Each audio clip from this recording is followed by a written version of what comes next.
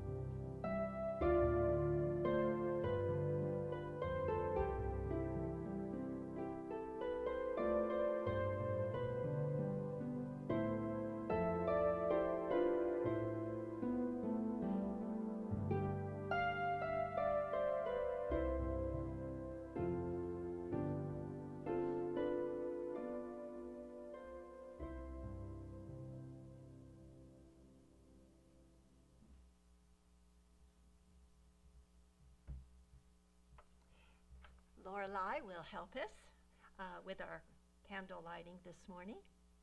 Thank you. We light our chalice this morning with our hearts turned to the work of our congregation.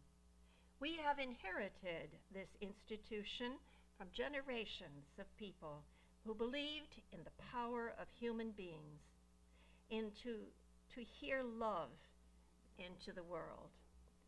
We carry this tradition for those who find comfort, inspiration, and joy within its real and virtual spaces. As we tend the spark of imagination and hope for the world to come.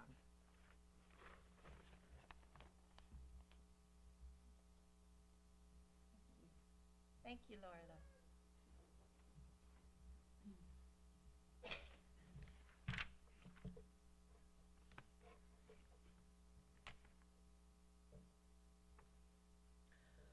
Our call to worship is "The stranger seeks love." Did I reveal too much when you asked me how I am? Isn't this a space where I can say my truth instead of just saying, fine? I am never really fine. Are you? My days are filled with disorienting chaos, overwhelming surprises.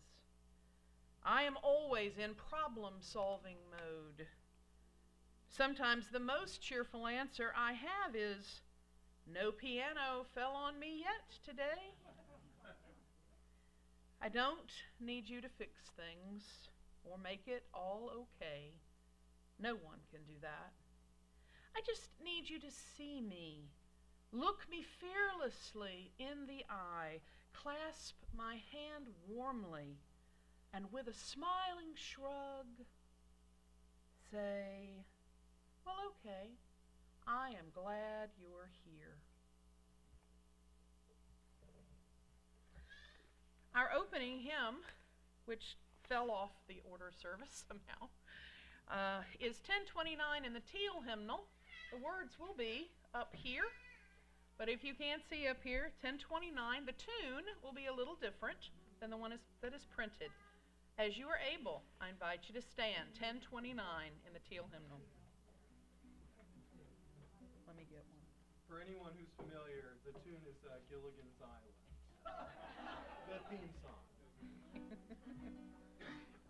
Give me just a minute. Love knocks and waits for us to hear, to open and invite.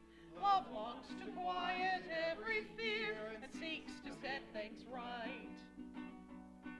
Love offers life in spite of foes, weapon and condemn. Embracing enemies, love goes the second mile with them. Love comes to heal the broken heart, squeeze the troubled mind.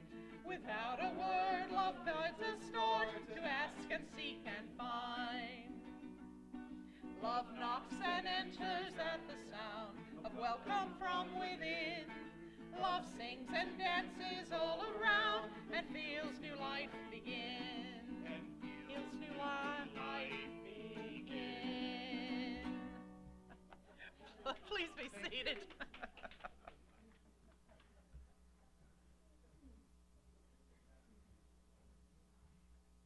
And now it's that time for all ages. Will the children please come forward and sit up here? Amy and Rachel have a good story to tell all about chocolate.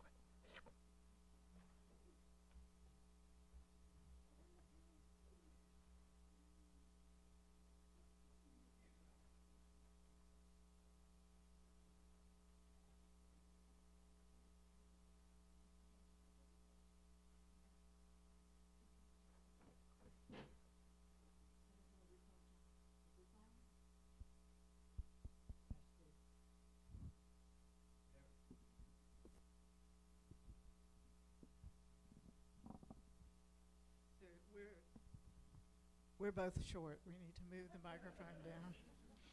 So today, because it's close to Valentine's Day, we're going to tell you a little about chocolate. Because everybody knows what chocolate is, right? It comes all wrapped in paper in a, right? Yeah. What? Oh, she did. So now you know ahead. So I know a lot of people who think chocolate comes from the store in little packages. But where does it really come from? Do we have a picture? Yeah. On Valentine's Day, we often give our loved ones candy and goodies, particularly chocolate. There are different kinds of chocolate. Milk chocolate, dark, white cocoa powder. It takes a lot of different workers to get our chocolate treats to us. It starts with a tree. Well, that's what it looks like when you get. But first of all, let's look at these two words, cocoa and cacao. What's the difference? Cacao is the tree and the pod and the beans in the pod. Cocoa means the bean after it's fermented, dried, and roasted. And the first time you see cacao beans, you will be absolutely amazed. We drink hot cocoa, but we grow cacao. Cacao tree is tropical. It grows in hot, humid places near the equator. It gets about 50 feet high and likes to be in the shade of taller trees. Small flowers grow on the trunk and large branches. They bloom, but only one of every 500 blooms will form a pod. Pods, each 12 inches long, and have 30 to 50 seeds or beans inside. When the beans are ripe, the pod turns yellow. You didn't think that would turn into chocolate, would you? Like a chocolate Easter, like if you crack it open, there'd be chocolate inside? The brown part? Yeah, it kind of does. So the farmer has to take care of the tree. Someone has to climb the tree and chop off the pods with a machete. Samuel has offered to climb the tree and chop off the pods. And then they chop open each pod and remove the seeds or beans inside. The beans are white, and they have this white gooey stuff all around them. Exposed to light, they turn purplish. Oh, still my thing. Now they must be fermented. Do you know what that means?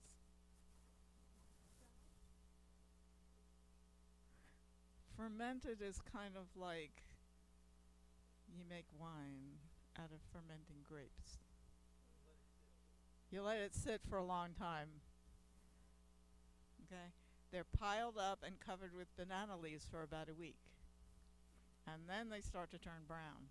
And then there's still more to do.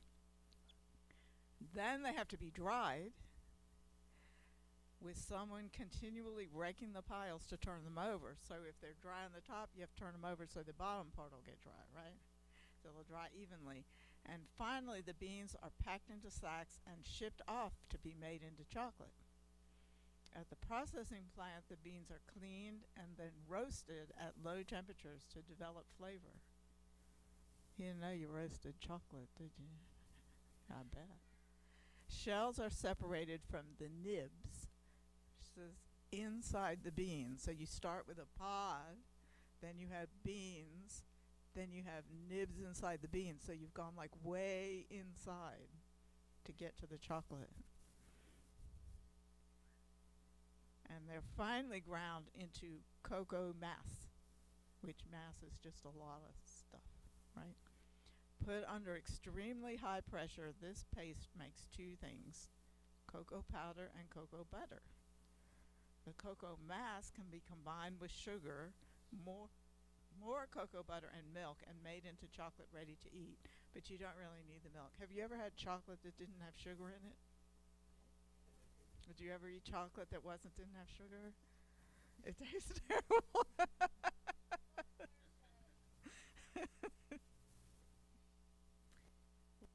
Fair trade mean in chocolate?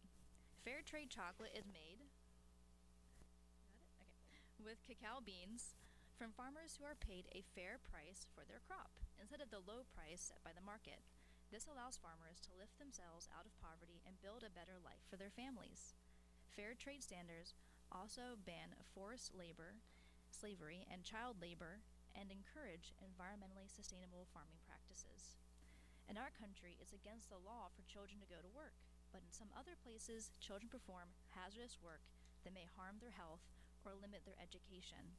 Children are often given strenuous jobs, such as climbing the trees at Sharp Machete, to gather cocoa pods, carrying water, and carting heavy loads, such as 100-pound bags of cacao beans, through the forest. They may not see their families for years, if ever, while most are at least 12, some are as young as 5.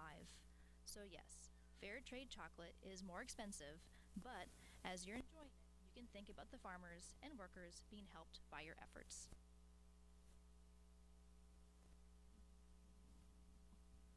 Okay, and I think we're going to go into the chocolate more later. So I think that's. Are we done? Yes. Okay, you can go take a seat now and think about all those people that worked to get that chocolate here.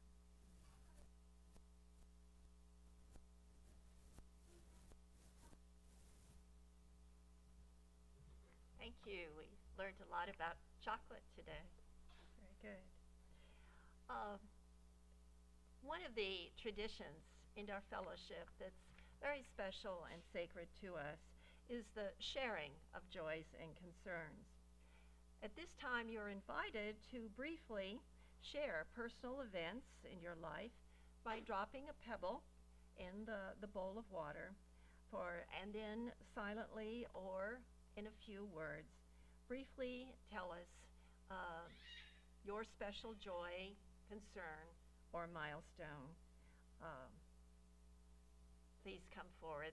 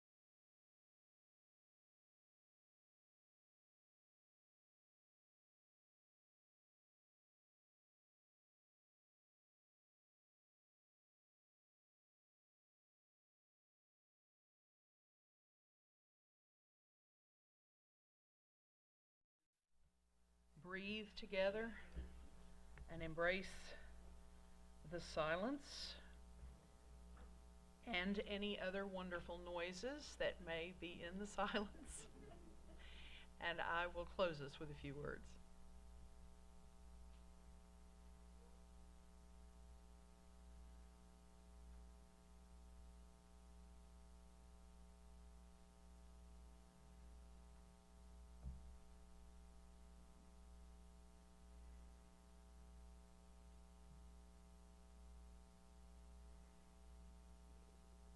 Nowhere that they might lighten their load a bit.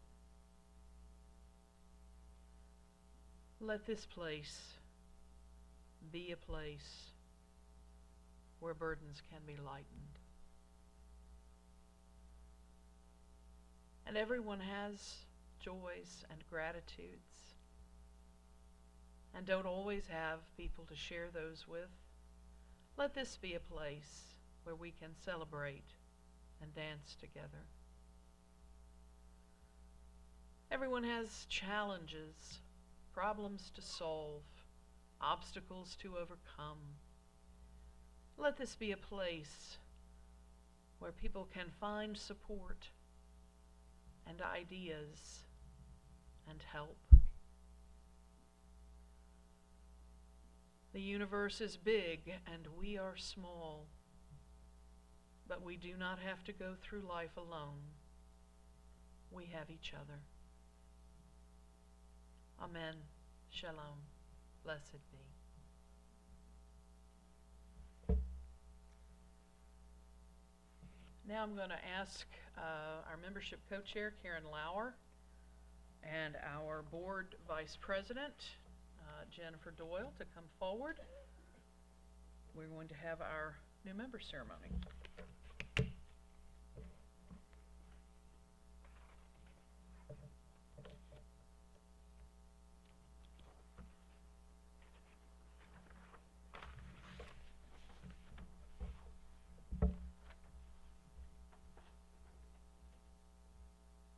Now is the time.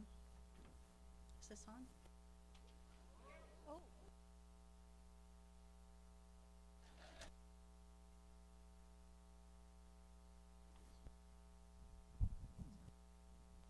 Oh, okay.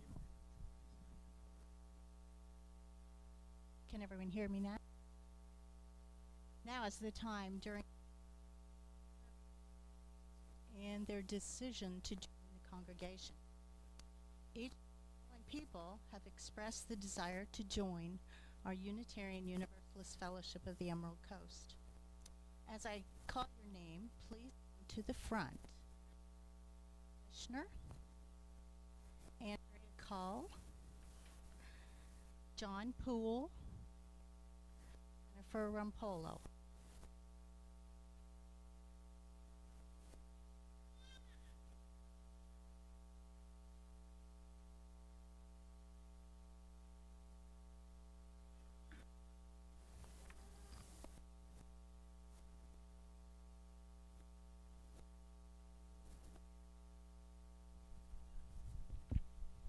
I'm Jennifer Doyle. I'm the current vice president. It is a joy to welcome each of you as a member into our fellowship. Becoming a member of this faith community is an important step. A first step, I encourage you to grow your religious life and to explore and share your unique gifts. Will you journey together with us, celebrating the joys and embracing the responsibilities of membership, including the sharing of your time, your talents, and your resources? If you agree, please say yes.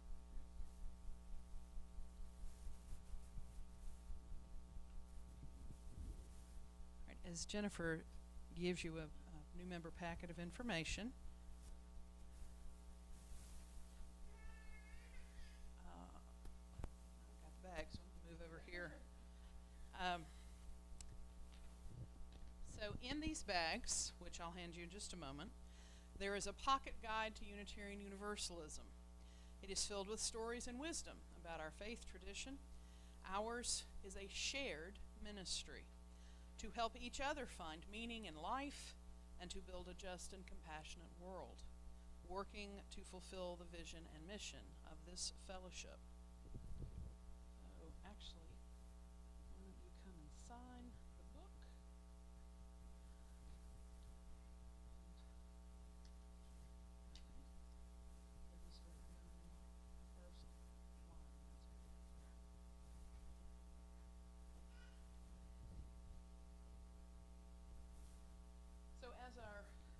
members are signing our book, I have words for the rest of us. And if you will look in your order of service, there's a response I'm going to ask you to make in just a moment. Members of the Unitarian Universalist Fellowship of the Emerald Coast, will you reach out to these people in friendship, including them in our activities and fellowship? Will you walk with them on their religious journey? Will you be open to their unique gifts and perspectives? Will you extend a warm welcome to each of them, remembering that each of you was once a new member? Please join in the response printed.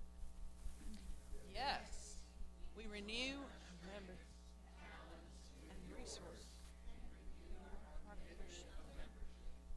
You are a part of us. We are a part of you. Welcome.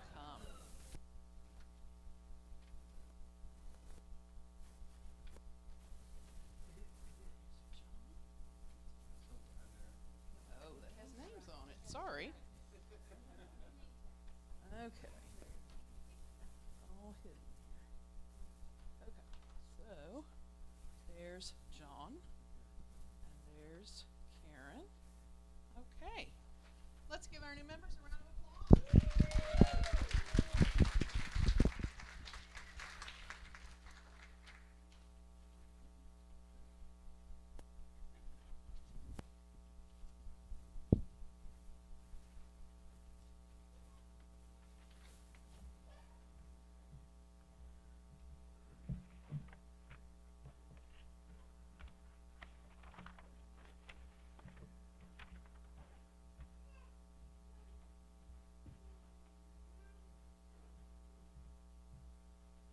After our song of dedication, greeters will take up the offering. Generosity is a spiritual practice. Our fellowship is supported by our pledges and donations. And if you're paying your those darn teeth. If you're paying your pledge with a check today, please take a moment to write pledge on the memo line. Our share of the plate partner this month is Niceville Sharing and Caring. All cash and checks in the share the plate in the memo line will be equally shared with this local charity. Niceville Sharing and Caring is our all-volunteer organization that strives to coordinate the emergency needs of families in our area. They provide food, with rent and help with rent and utilities, school supplies, and other needs. Please be as generous as you're able.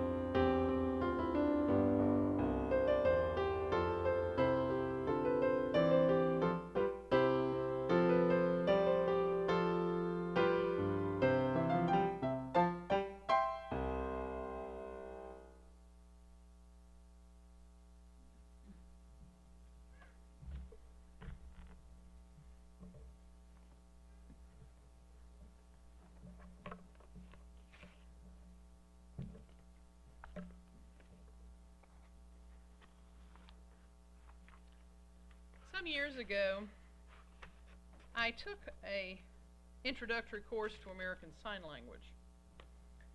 And sadly, like all languages, if you don't use it, you lose it. So I don't have a lot left in my head, but I do know two signs. They're very important to me. I want to share them with you today. The first is church. You make a C with one hand and you set it on top of your fist with the other. Everybody do it. Come on, come on. There we go. All right, so church. I know we're a fellowship, but we're using the general term. The other one is chocolate, so keep it here. And now stir with your C. Isn't that great? We are today a chocolate church.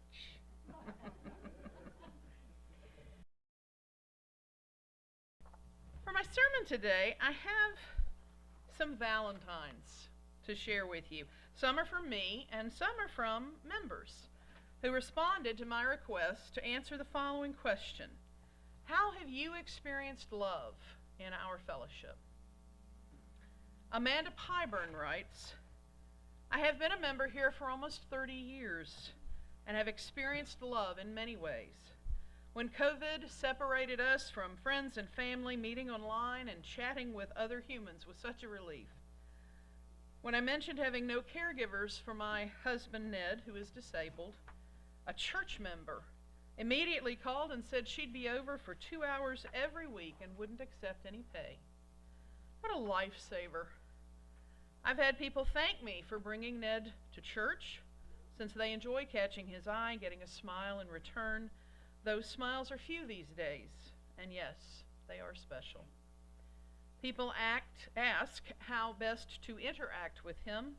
They offer to sit by him and just look him in the eye and say hello. The love here is always present and appreciated. It makes me feel at home.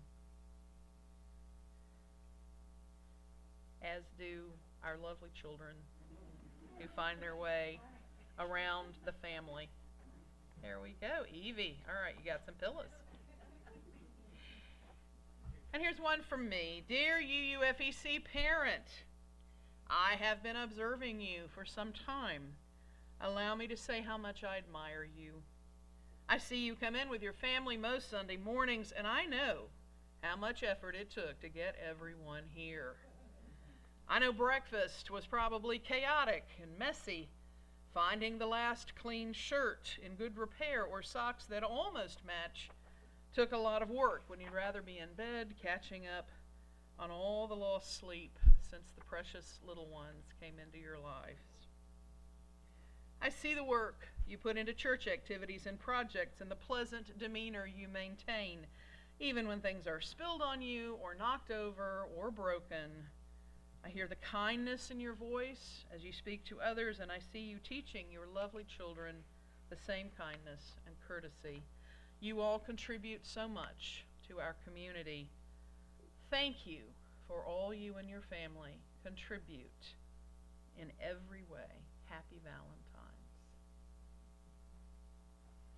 From Peggy Alexander. Every time I walk in the church, at least 3 or 4 people greet me with genuinely enthusiastic, Peggy, hi, so glad you are here. And our sweet Meg McDaniel comes by and picks me up when I can make the service. This fellowship has restored my faith in humanity and given my spirit wings. Dear retiree, I must admit to being a little jealous of your life. You have put the daily grind behind you, and now you can set your own hours, focus more on what brings you fulfillment. I hear about your travels and your hobbies. I must say your life looks pretty good. I'm happy for you. Of course, I know that your kids and grandkids have some problems. I know some health concerns have caught up with you and maybe your spouse. I know that you still have money-related worries. So I am that much more grateful for all you give to our fellowship community. You give so much time and effort. You take on jobs that allow others to depend on you. And you get stuck with the problems the rest of us don't know how to solve. And you write your check every month and put it in the offering plate like clockwork. Thanks for that, Valentine's.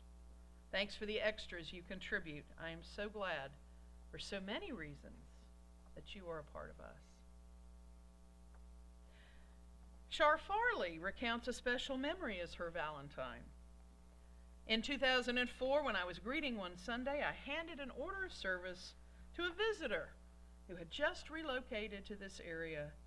He had been a longtime member of the Cedar Lane UU Church in Bethesda, Maryland. A friendship developed, and in November 2005, we were married here by Reverend Rod Debs. It was true love, and we just celebrated our 17th wedding anniversary last fall. Dear Shy Valentine, I want you to know I have noticed you in the back there. I've seen you doing work behind the scenes, the unglamorous tasks, the dirty jobs. I know you are one of those who lingers after others leave, tidying and locking up. I understand that your finances are sometimes really tight.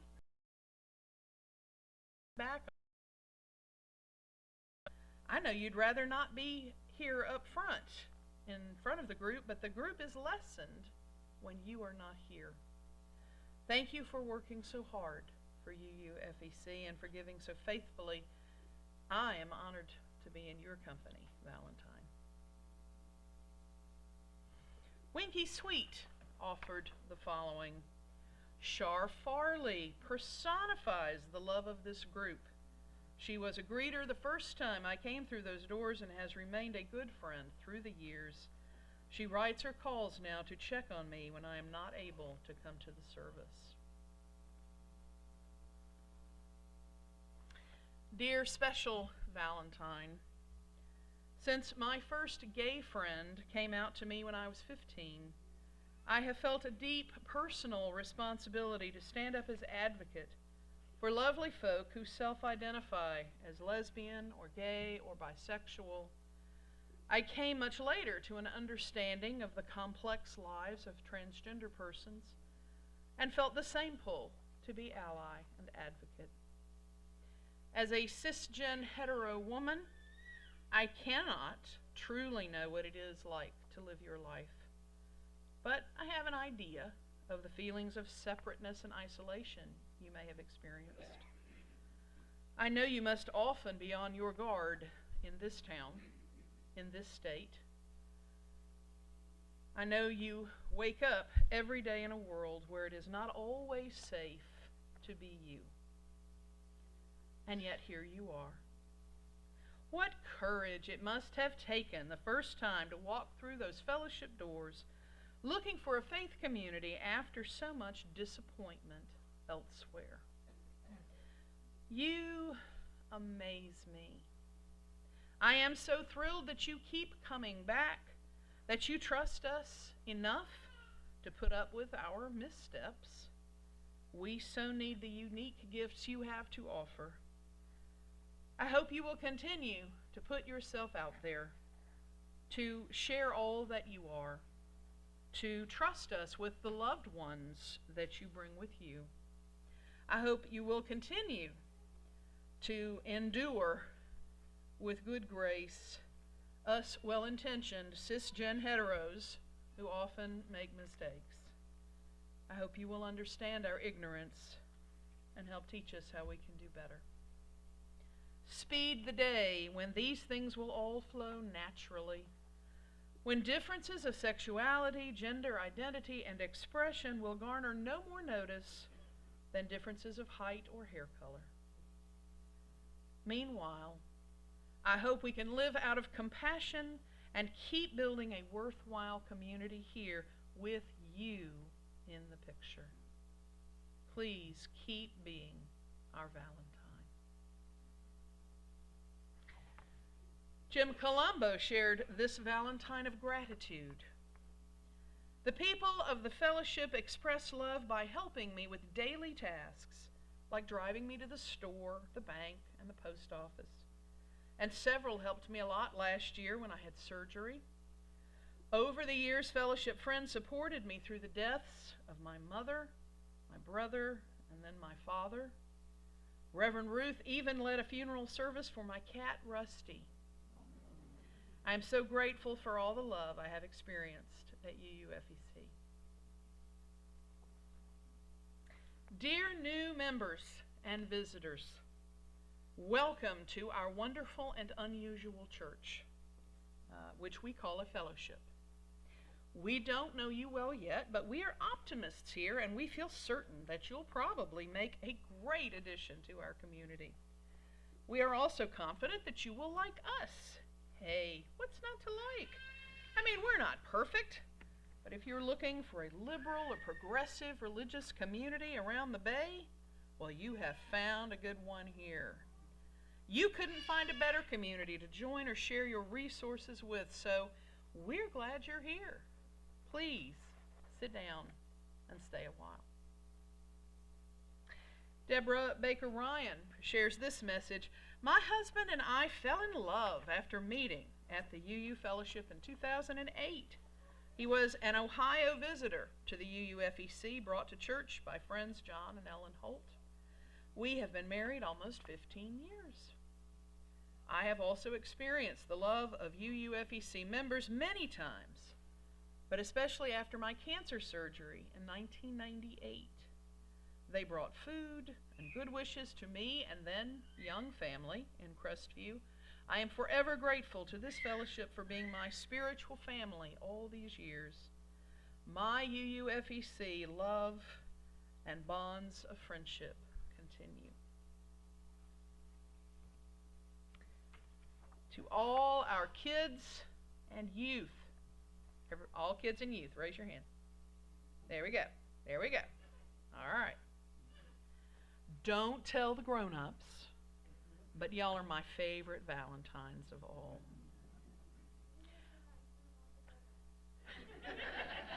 I'm glad you didn't miss that, Sam. I really love all your creative, smart ideas, your honesty, your energy, and enthusiasm. I know that coming to fellowship may not always be the thing you feel like doing Sunday mornings, but I hope once you come in the door, you find friends to be with, interesting information, and fun activities.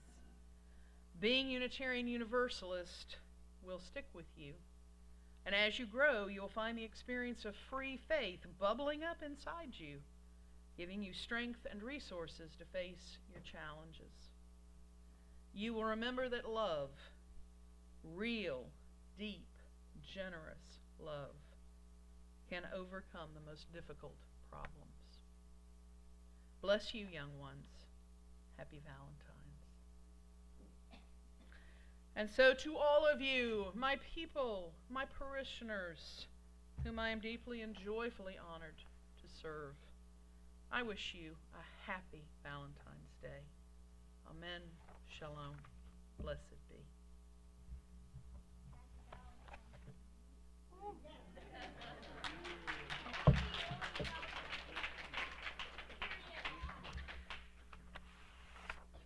It's time for the good stuff.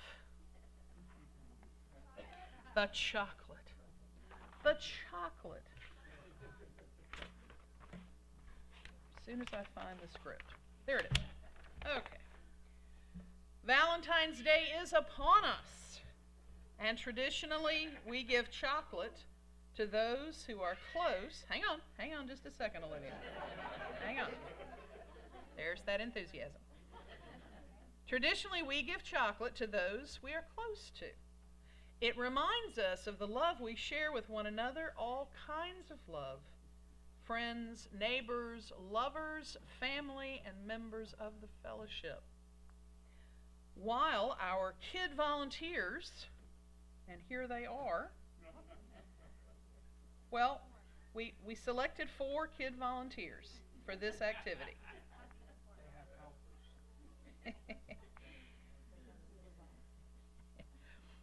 While they pass the chocolate, we ask that you wait. It's hard to, but try to wait until all are served before eating.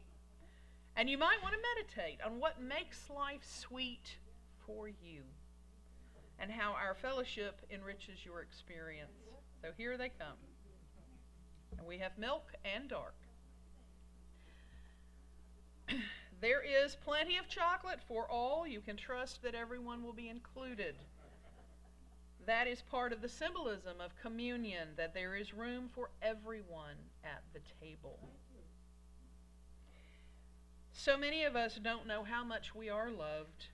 This is a place to be reminded, or even to discover what good news that is.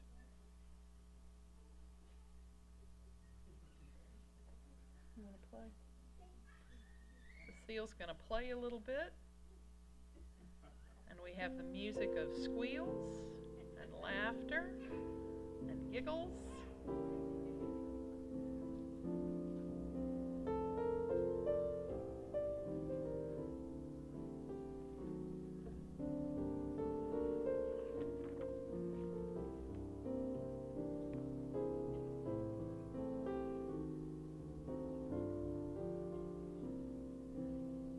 Raise your hand if you did not get some chocolate. I want to be sure everybody. Up! Denny didn't get. Oh, Denny! It's very sneaky. Can I have, a piece for Cecile and a piece for me. Thank you.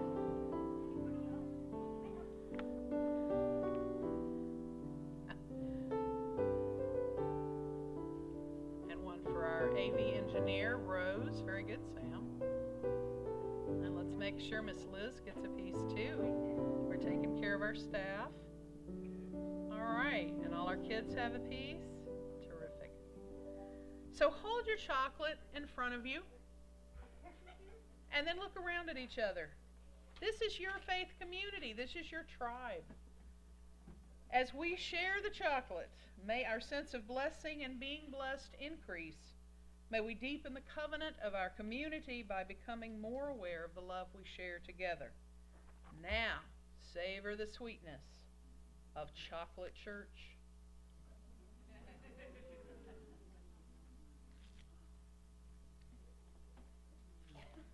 The remaining chocolate will be available at the coffee area.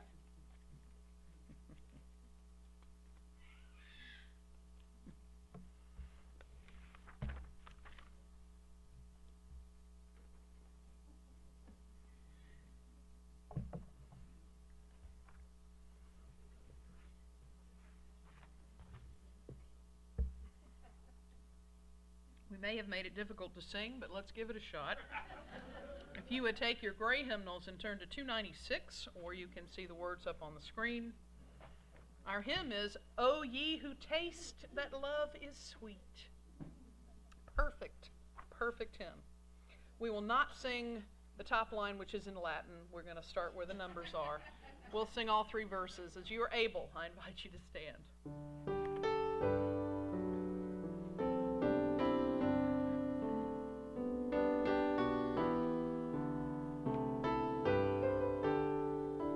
Music, you'll notice this tune is a little different.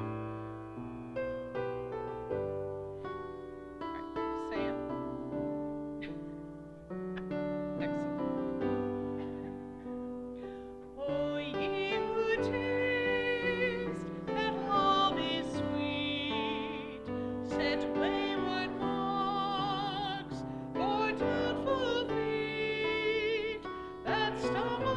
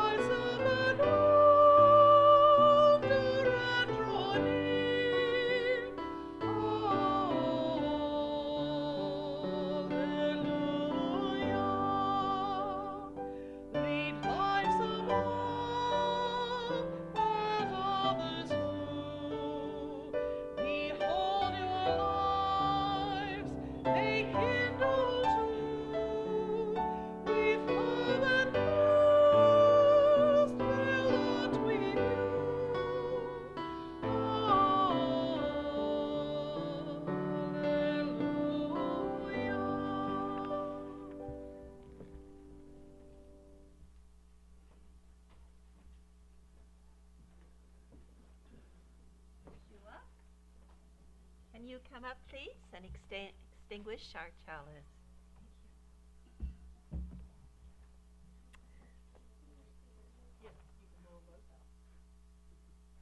Good job. Thank you. The light of love surrounds us. The power of love protects us. Love reaches and watches over us wherever we are. Love is.